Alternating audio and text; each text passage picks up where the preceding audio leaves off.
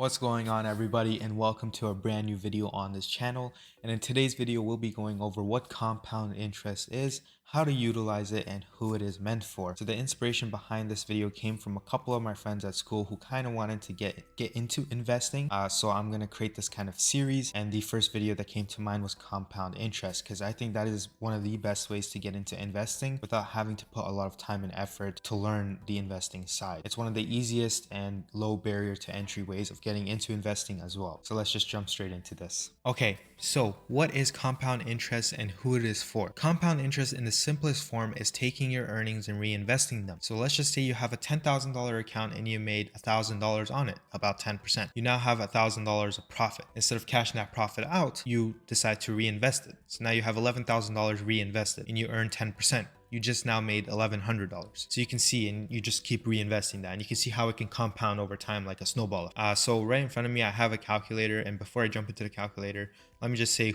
who compound interest is for. Compound interest is for people who want to get into investing but don't want to learn throughout. They just want to throw their money somewhere, take like a 5-minute video or a 10-minute video, do a little bit of research and just begin. It has a low barrier to entry and it's very easy to understand what it is. Like I said, I have a calculator in front of me to go through an example with you guys. So right here is the compound interest calculator. Initial investment, that's just the amount of money you're able to put right now. This is not important. Regular addition is your, say, how much you're willing to add into the account. This is very important. Interest rate, everyone knows what that is. Very important.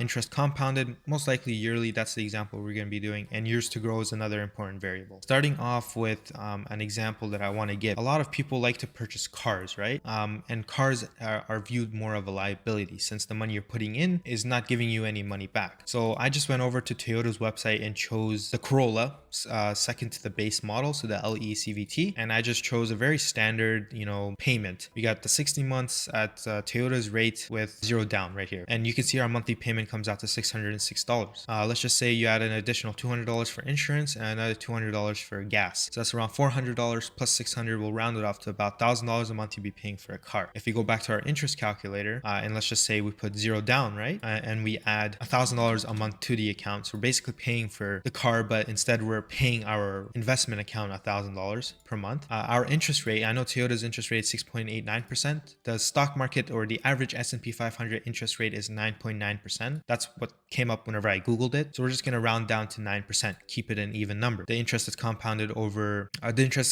yearly, and the time horizon, we're going to set it to 5 years, just like the car. Let's just double check all of our work is correct. Yep, calculate. So you can see within 5 years, if we're able to put this $1,000 into a investment account, we can earn $74,000. Whereas if we were to put $1,000 towards this car, we would have lost $60,000 within the 5 years. That $60,000 wouldn't have been in your bank account. That would be going towards car payments and whatnot. So you can see within the next 5 years, you would have $74,000, which you can use to purchase a very nice car, a very reliable car. You can reinvest the money, or you can pay off some debt. Do some responsible stuff.